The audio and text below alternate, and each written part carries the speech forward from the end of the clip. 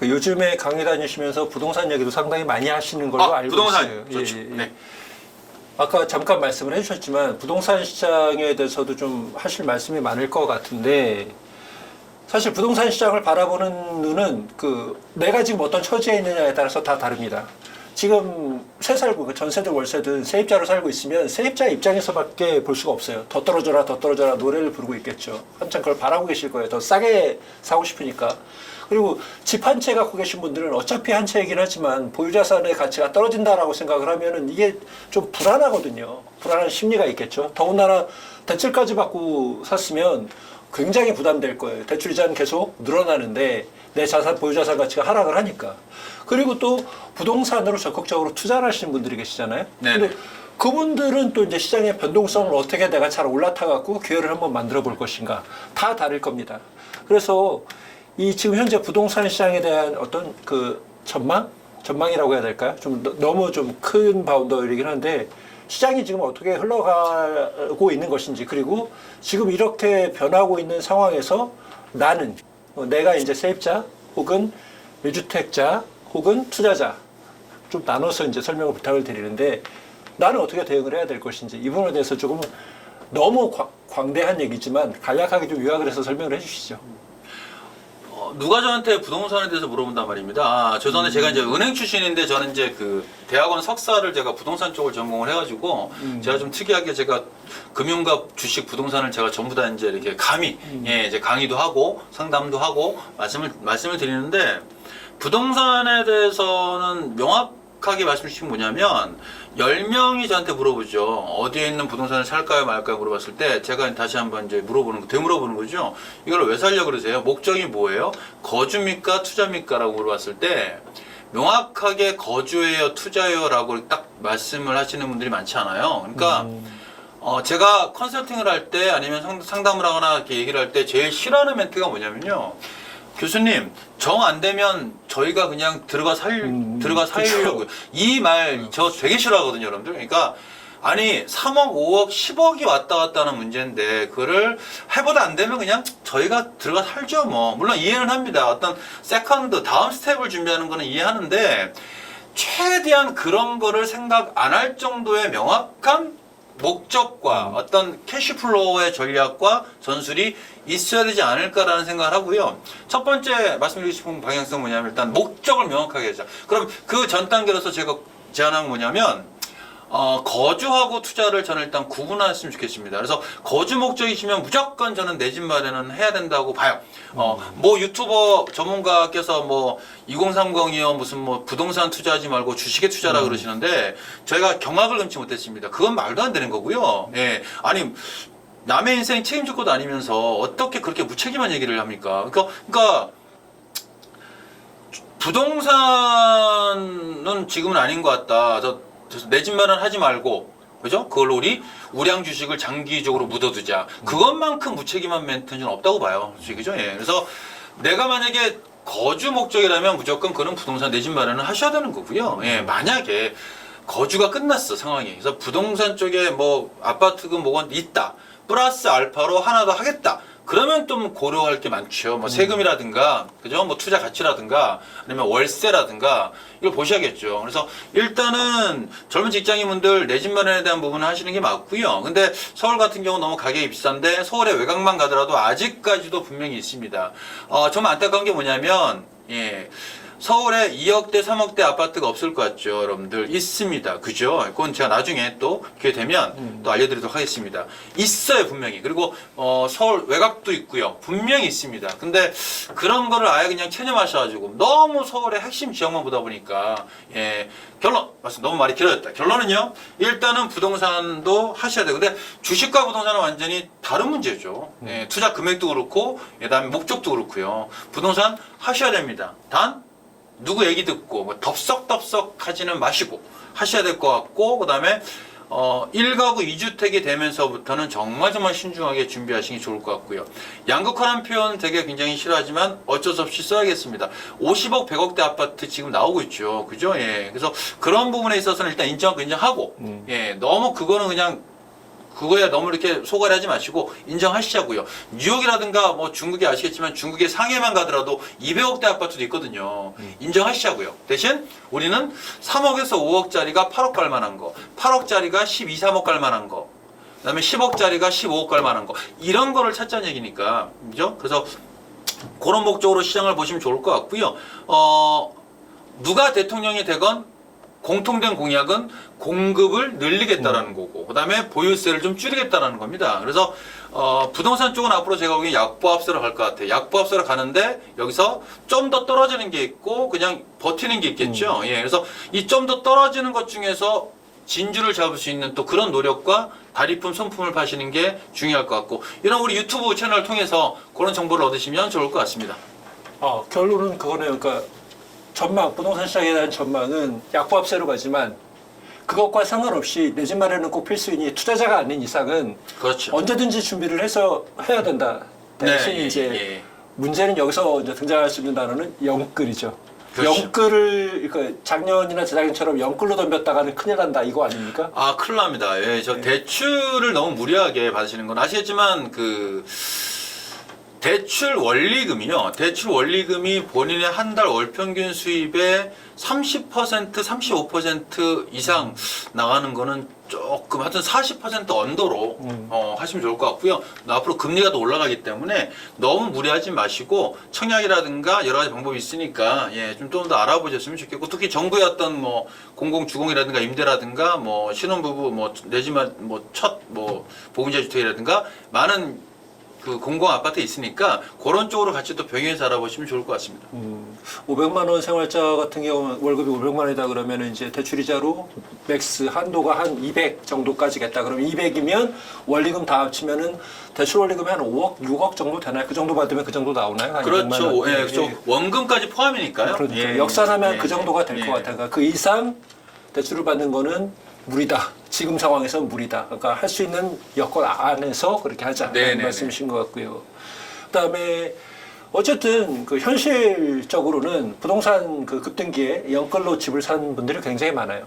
이분들이 초기에 좀 샀으면 그래도 아직까지는 시세가 상승한 폭이 훨씬 더 클 거예요. 지금 부동산 시장이 조금 위축되고 있지만. 하지만 이게 막차 타신 분들은 사실은 그냥 거의 꼭지에서 사신 분들은 좀 1,000만 원, 2,000만 원 떨어진 거 보면서 굉장히 가슴이 철렁철렁 할 것 같아요. 이분들 어떻게 해야 됩니까? 이게 대출이자는 사실 계속 불어날 거잖아요. 금리가 그렇죠. 올라가니까 네네네. 불어날 수밖에 없는데 이게 어느 수준까지는 좀 그래도 버텨보십시오라고 얘기를 할 수가 있을 것 같은데 네네네. 어느 어떤 기준선? 이게 단계가 오면 야 그거 어떻게 해서든지 좀 정리를 해야 되지 않겠냐 이런 얘기까지 해야 될 것 같은데 그렇죠. 예. 어떻게 해야 되나요? 아예 뭐 상위 한 5%, 10% 이내에 진짜 좀 자산가분들 빼고요. 일반 예. 노멀한 어떤 직장인들 기준으로 말씀드린다면 적어도 부동산에 투자를 하실 때 최소한 10년 정도의 플랜을 가지고 계시는 게 좋아요. 그래서 현재 내가 나이가 몇 살이고 앞으로 몇 년까지 일할 수 있고 그다음에 연봉이 얼마고 얼마까지 잉여자금 나오고 이런 대략적으로라도 그런 플랜이 없은 상태에서 정말 누구 얘기, 직장 동료 얘기 듣고 무슨 뭐 아침에 브런치 먹다가 따라갔다가 덥석 계약하고 뭐 이런 식으로 청약을 하시거나 아니 뭐 계약하시거나 투자하시는 건 절대 그건 그물인 것 같고요. 예. 냉정하게 한번 판단해 보시는 게 좋을 것 같아요. 그러니까 부모님 찬스를 쓸 수 없다면 부모님 찬스가 없다면 명확하지 않습니까? 우리 맞벌이 부부 기준으로 본다면 우리 맞벌이 부부, 우리 부부가 앞으로 몇 년 일할 수 있고 그다음에 현재 월 수입이 얼마고 그래서 생활비 얼마고 그다음에 잉여자금이 얼마고 그럼 어떻게 금리가 몇 %까지는 우리가 버틸 수 있다라든가 그런 거에 대한 어떤 대략적인 어떤 플랜을 좀 짜시는 게 좋을 것 같고요. 예, 그 사이에 이제 만약에 뭐 2세 출산 계획이 있다 그러면 감안하시고, 그러니까 그런 부분이 너무 지금 없다 보니까, 예, 그러니까 재테크 투자가 아니라 정말 재무설계라든가 자산관리 측면에서 부동산은 한 10년, 15년은 보시는 게 맞을 것 같고요. 만약에 한 40대 중반 정도의 분들이라면 뭐 자녀분들의 교육과 뭐 대학 교육학이라든가 결혼자금이라든가 노후자금이라든가 이런 시기까지 감안하셔야지 일단은 딱 봤을 때 모든 길거리 현수막 같은데 뭐 1억 8천에 빌라 2채 뭐 아니 무슨 뭐 2억 3천에 월 평균 임대료 180 평생 보장 뭐 이런 게 있거든요. 그런 거에 너무 그렇게 예. 현혹하지 마시고 저는 볼펜으로 써놓거든요. 현수막에다가 예, 네가 하세요. 제가 막 써놓는데 그런 거에 너무 현혹하지 마시고 조금은 냉정함을 잃지 않으시면서 부동산도 한 10년, 15년 사이클이 있거든요. 사이클이. 근데 부동산을 잡을 수 있는 거는 제 경험상 정책 중에서 세금에 대한 정책은 좀 아닌 것 같고요. 오히려 그게 정가가 되기 때문에 공급이 가장 크지 않았나 싶은데 과거 김영삼 전 대통령일 때 부동산 시장이 가장 안정됐었거든요. 전임자가 누구였습니까? 고 노무현 저기 노태우 대통령인데 그 양반이 이제 일기 신도시를 거의 200만 가구를 물려줬지 않습니까? 그런 부분 때문에 된 거거든요. 그래서 정책 방향 같은 거 잘 보시고 거기에 따라서 10년 플랜을 세워서 한번 준비해 보자라는 게 저의 의견입니다. 예. 시장이 어떻게 돌아갈지 모르겠지만은 그 규제 정책, 부동산 정책 자체는 어쨌든 지금보다는 조금 나아질 것이다. 이게 공공이 됐든 민간이 됐든 어떤 식으로 공급을 그 규제를 완화시켜 줄지 모르겠지만 세제도 그렇지만 지금보다는 조금은 완화될 것이다. 나아질 것이다. 그건 확실할 것 같아요. 맞습니다. 서울의 중공업 지역이라든가 그다음에 저밀도 주거 지역 역세권에 그래서 좀 더 쉽게 말씀드리면 중공업 지역이 없을 것 같은데 여러분들 은근히 많습니다. 창동역 근처라든가 아니면 구로구 금천구 쪽이라든가 성수동 쪽이라든가 그 중공업 지역에 대한 부분이 개발이 많이 될 것 같고요. 그다음 역세권 반경 500m, 1000m 이내에 저밀도 주거지역, 즉 다른 표현으로 보통 우리가 빌라촌 같은 그런 지역 같은 경우는 굉장히 앞으로 많이 활성화될 것 같고 그래서 저는 그 웨딩 박람회라든가 신혼부부들 강의할 때 가끔 말씀드리는 게 거주와 투자를 구분해서 거주 신혼집은 차라리 직장 근처에 오피스텔 같은 깔끔한 주거 형태의 신혼집을 구하고 전세로 그다음에 오히려 내 집 마련은 차라리 조금 길게 보면서 제가 지금 말씀드렸던 그런 어떤 개발 예정지라든가 이런데 대지 지분 넓은 이런 물건도 한번 우리가 볼 수 있지 않을까라는 생각을 개인적으로 하죠. 주식이든 부동산이든 또 다른 뭐 대체 투자든 이제는 그 분위기 자체가 어떤 종목을 고르냐, 종목 피킹의 영역보다는 얘네들을 어떤 바구니에 잘 넣어놓고 어떻게 잘 핸들링 하면서 관리를 해 나가느냐. 관리의 영역이 더 중요해지는 것 같아요. 작년에는 사실은 물방 고기반이라 웬만한 거 사면은 그 수익률이 올라가니까 그냥 그거 즐기면 됐는데 지금은 떨어지는 게 보이니까 얘네들을 안 할 수는 없고 관리를 잘 해야 되니까 이 관리의 영역이 좀 중요해지고 있는 것 같습니다. 자산 관리에서 어떤 중요성 같은 것들 이런 것들을 좀 짚어주시죠. 네, 지금 좀 전에 말씀드린 것 같은 맥락인데요. 그래서 재테크라든가 투자, 그러니까 어떤 스팟 개념, 특정 시점에 어떤 자산이 좋을까요라는 개념보다는 그죠? 좀 텀을 둬서 기간으로 보는 습관이 되게 중요할 것 같고요. 그래서 그 와중에 중요한 부분에 있어서 정책의 흐름이라든가 돈의 흐름 이걸 같이 병행해가지고 보시는 게 좋을 것 같아요. 제가 가장 많이 듣는 질문 유형 중에 하나가 뭐냐면 교수님, 강사님, 재테크를 잘하고 싶어요. 주식을 잘하고 싶어요. 부동산을 잘하고 싶어요. 읽을 만한 책을 한 권 소개해 주세요라는 질문을 많이 듣는데 차라리 읽을 만한 책도 중요하지만 매일매일 종합주가지수, 매일매일 원달러 환율, 금값, 서부 텍사스산 중진류, 원유값 이런 거를 차라리 매일매일 체크하시는 게 오히려 훨씬 더 좋지 않을까 생각을 개인적으로 합니다. 그러니까 어떤 특정 시점에 그냥 지금 오늘 뭘 투자해요? 이런 거보다는 지금 환율이 얼마인데 요게 어느 정도 떨어졌을 때 그때 들어갑시다. 이런 식의 어떤 기간을 볼 수 있는 그런 습관을 좀 제가 부탁을 드리겠습니다. 지금 아까도 얘기하셨지만 올해 안에도 아까 이제 체계적인 위험이 한 두세 차례 올 가능성이 있다라고 말씀하셨어요. 일반인들은 사실은 시장에 변화가 일어나고 있는 것 같긴 한데 뭐가 어떻게 변해가고 있는지를 사실은 잘 모르거든요. 그럴 때 이제 아까 말씀해 주셨던 그런 지표들을 활용을 하는데 다른 거는 다 됐고 내가 지금 재테크나 자산 관리에 의사 판단을 하고 싶다. 근데 무엇을 기준으로 판단을 해야 될까라고 했을 때 이거를 들여다보고 있다가 이게 어떻게 변하면 그때 가서는 의사 판단을 하시라라는 조언을 좀 해주고 싶거든요. 이럴 때 봐야 될 게 전문가들은 미국 그 10년 국채 금리도 보고 그다음에 달러 인덱스도 보고 달러 환율도 보고 여러 가지를 봅니다. 무엇을 우리 일반인들이 보기에 어떤 것들을 보면서 이 지표가 어떻게 이렇게 변하면 이렇게 대응하라라고 한두 가지 좀 짚어주시죠. 흔한 말로 시참말로 이번 대선에서 누가 되면은 어떻게 되십시오 이런 말도 괜찮고요. 네네네.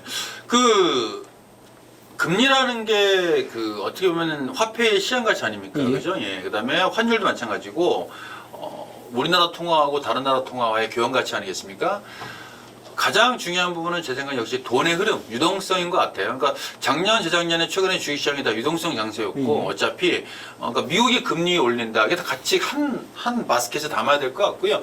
미국이 금리 올린다. 당연히 달러 자산이 빠져나가겠죠. 신흥국에 투자됐던 돈들이. 그러면 그거를 막기 위해서 한국은행이 선제적으로 금리를 올릴 수밖에 없고, 그러니까 환율과 금리 다 같은 맥락으로 다 어떻게 보면 다 돈의 흐름인 거죠. 돈이 어디로 가느냐. 이게 좀 중요한 흐름인 것 같고요. 근데 돈의 흐름을 약간 컨트롤할 수 있는 컨트롤 타워는 또 정부의 정책이 아닐까 싶어요. 그래서 한 나라의 경제가 어려우면 잘 아시겠지만 양적 완화를 취할 때 가장 중요한 게 그 나라의 화폐 가치를 떨어뜨리는 거 아닙니까?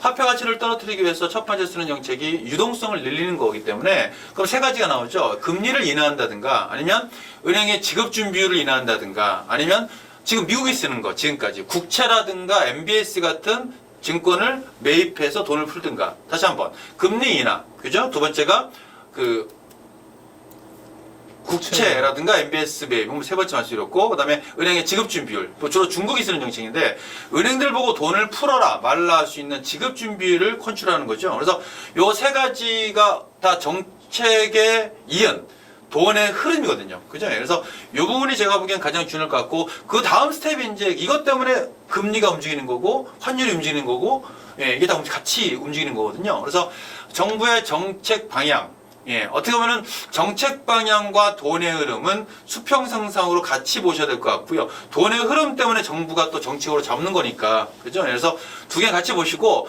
이거에 따라서 나오는 여러 가지 어떤 지표적인 변화. 그래서 금리가 올라가면 당연히 또 원자재 가격은 떨어지고요. 예, 이게 다 고리고리 맺어지기 때문에 이런 말씀을 드리고 싶어요. 습관을 좀 들여주세요. 가장 좋은 거는 부부간에, 예, 결혼 안 하신 분들은 뭐 남자친구라든가 여자친구 만날 때 이런 대화가 되는 사람을 만나셨으면 정말 좋겠어요. 그러니까 금리가 떨어졌다면 그러면 어떤 주식이 좋겠네? 금리가 올라갔다면 어떤 주식이 좋겠네? 환율이 떨어졌으면 어떤 주식? 올라갔으면 어떤 주식? 유가가 떨어지면 어떤 주식? 이거를 몸에 배어있는 거죠. 부자들하고 일반인의 차이점은 딱 하나입니다. 부자들은요 몸에 배어있는 사람이고요. 예, 모든 뉴스가 다 투자의 팁으로 보이는 사람들이고, 일반인들은 저기 중앙도서관 가가지고 주말에 책 보려고 하는 사람들이에요. 그러니까 공부하려고 하죠. 맨날 공부하는. 저한테 지금 17년째 삼성전자 주식을 지금이라도 들어갈까요? 물어보시는 분이 계세요. 17년째 지금. 17년째. 그죠? 그죠? 저는 계속 들어가시라고. 17년째 지금. 그러니까 계속 공부만 하는 거죠, 여러분들. 뭐 저지르시라는 뜻보다는 그걸 습관을 들이시는 거죠. 제가 이건 좀 이것도 약간 사담인데, 제가 편의점 가가지고 여러분들 한번 스스로 한번 생각해 보세요. 편의점에 가셨을 때 편의점에 가정상비약 있지 않습니까? 편의점에서 파는 가정상비약 코너에 있는 약 이름을 5개 이상 될 수 있으세요? 과연? 뭐 몇 가지 있는 것 같은데 뭐 인사도리니 뭐 하여튼 뭐 5개 안 될 것 같은데. 제가 갑자기? 어느 자리에 강의를 가더라도요, 편의점에 있는 가정상비약 코너에 있는 약 이름을 5개 이상 되시는 분을 본 적이 없어요. 근데 왜 물어봤겠습니까? 만약 여러분들 약이 있어요. 이 약이 이번 주까지는 의약품이기 때문에 일요일날 문 닫는 약국에서만 팔아요. 근데 이게 다음 주부터 의약품에서 제외됐어. 그래서 얘가 다음 주부터는 24시간 영업하는 전국에 수만 개가 있는 편의점에서 판매가 된다면 이 약을 만드는 제약회사의 주가는요 올라가겠죠. 그죠, 여러분들? 그러니까 제가 지금 말씀드리는 게 뭐냐면 습관. 남북연락사무소가 폭파됐을 때, 전 지금도 뚜렷하게 기억합니다. 2020년도 6월 15일이에요. 2020년도 6월 15일 날 우리 시청자분들께서도 분명히 보셨을 거예요. 빵 터졌습니다. 제 기억으로 2020년도 6월 초부터 북한의 김여정이가, 그죠? 야자 터도 되죠? 북한 김여정이가, 그죠? 남한과의 모든 연락 채널을 차단하겠다라고 언론 플레이하면서 드디어 재작년 6월 15일 날 남북연락사무소가 폭파됐습니다. 그럼 부자들은 그 다음날 어떤 주식을 샀을까요? 여러분들? 당연히 방산주 샀겠죠. 그죠? 뭐 빅텍이라든가 LIG 넥스원이라든가 한국항공주라든가 모 주식은 그때서부터 3,900원짜리가 일주일 만에 12,000원까지 갔습니다. 그죠? 왜? 그거 하나 빵 터져가지고요. 근데 그거를 부자들만 받겠냐? 여러분들 부자들만 보는 방송 채널이 있나요? 없는 것 같은데 재산을 평가해가지고 그들만 들어가는 인터넷 사이트가 있나요? 없는 것 같은데, 그죠? 예, 똑같은 정보잖아요, 지금 여러분들, 그죠? 예, 이거는 부동산도 마찬가지. 똑같은 정보인데 그거를 그런 게 몸에 배어주셔야 돼요. 그러니까 이게 막 스트레스 받으면서 아 정말 좋은 유튜브 동영상 봤다. 나도 오늘부터 해야지. 막 이런 게 아니라 설렁설렁 그냥 하면서 그냥 이게 완전히 몸에 배어 있으셔야 돼요. 네. 그거를 제가 이 새해에 정말 간곡하게 제가 부탁을 드리는 겁니다. 네. 재테크 자산 관리를 사실 여기 굉장히 방대하고 할 얘기도 굉장히 많습니다. 하지만 정해진 시간이 있기 때문에 마지막 질문을 하나 네. 드리려고 합니다.